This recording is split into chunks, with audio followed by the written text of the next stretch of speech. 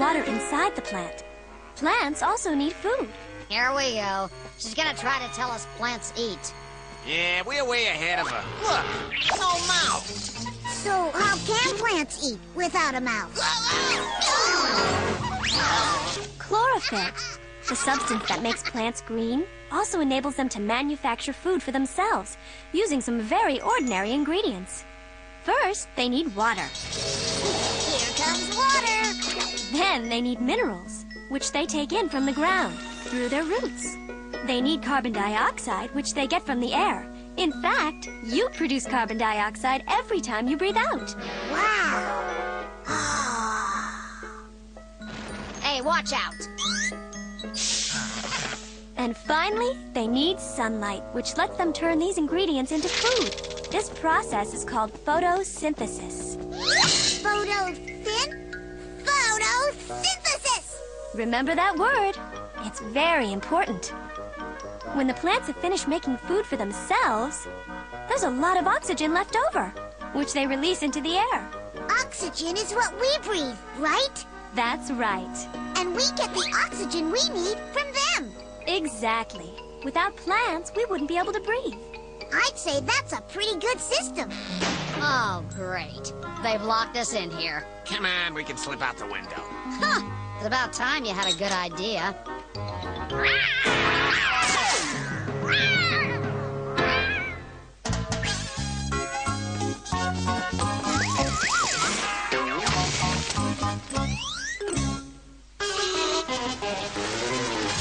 Have you ever wondered why the salty oceans, lightning, thunder, what the earth is like down under? Why there's wind and snow and rain? Let Eartha and Basalt explain. Grandma, I saw lightning, but I didn't hear any thunder. What? Oh, there's the thunder. Why did we hear the thunder after we saw the lightning? You really want to know? Oh, me too. Perfect, Basalt. Ooh, we're traveling in style.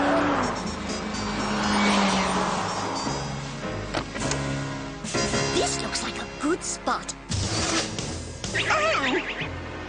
There's our lightning!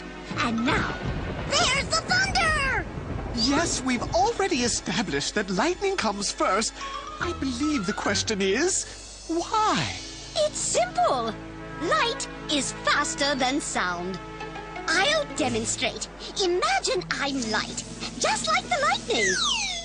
Now, imagine the salt here is the sound.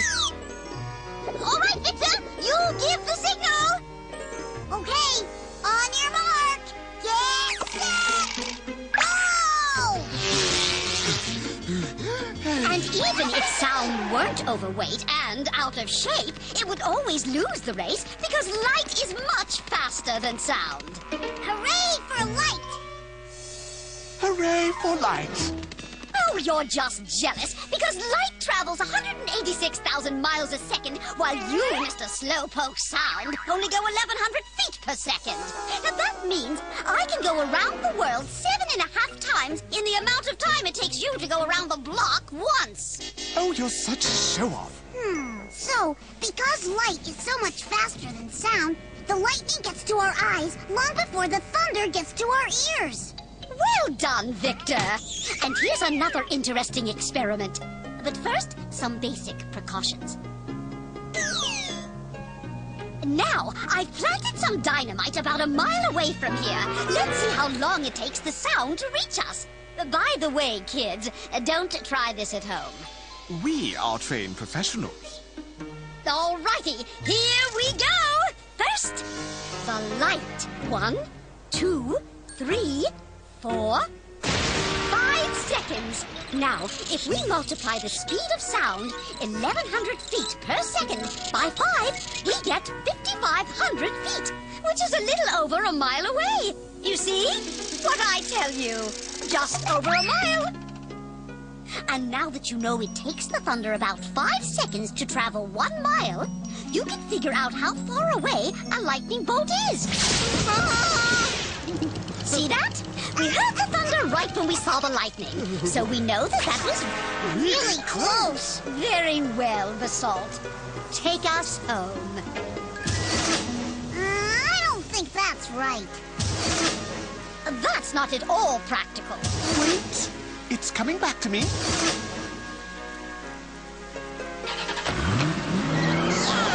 old Basalt. You're the only way to travel.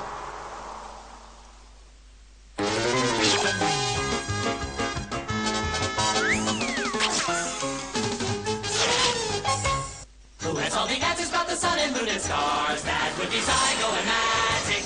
Who can tell us all about the atmosphere and Mars? That would be Zygo and Magic. Pick a spot in outer space, they've been all around the place. Zygo and Magic, here they come.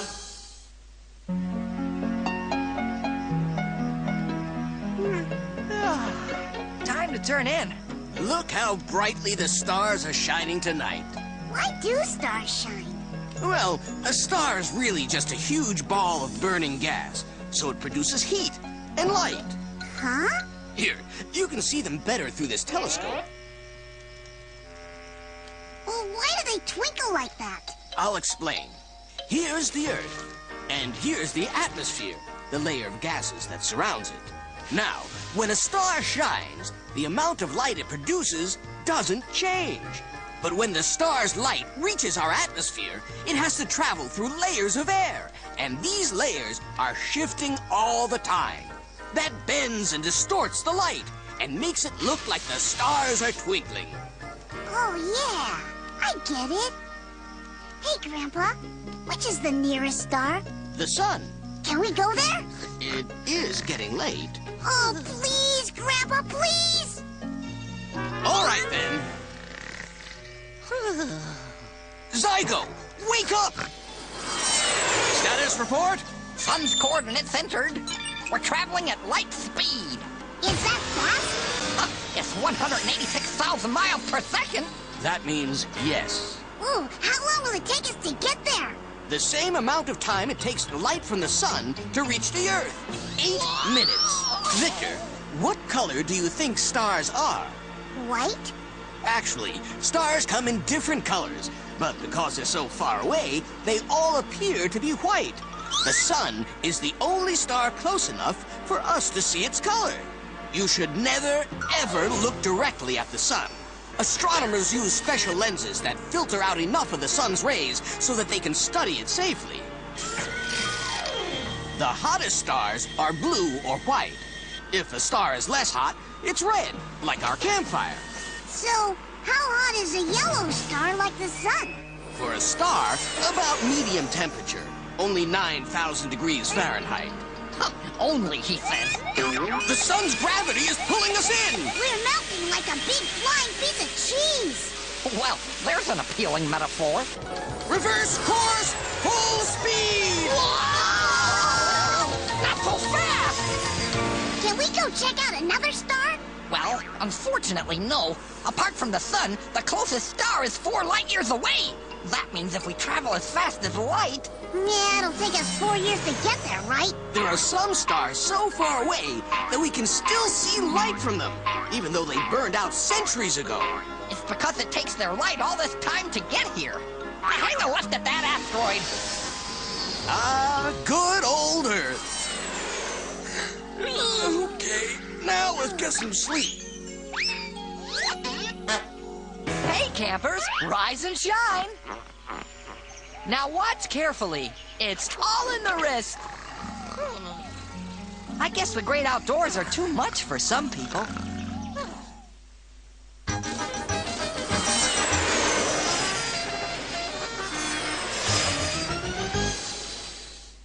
Well, Victor, what did you learn today? Oh, tons of neat stuff. I learned that light travels a whole lot faster than sound, and that's why we always see lightning before we hear thunder, unless it's really close. I learned that the remote control uses an infrared beam and binary language to send instructions to the TV set. I learned that when something gets inside your nose and tickles it, that makes you sneeze. Hey, don't mind us. We're big fans! And I learned that plants make their own food, and they perspire, and they breathe, and they give off oxygen, which we need to breathe. Sounds like a pretty big day. It was, but I still have plenty of questions left for next time.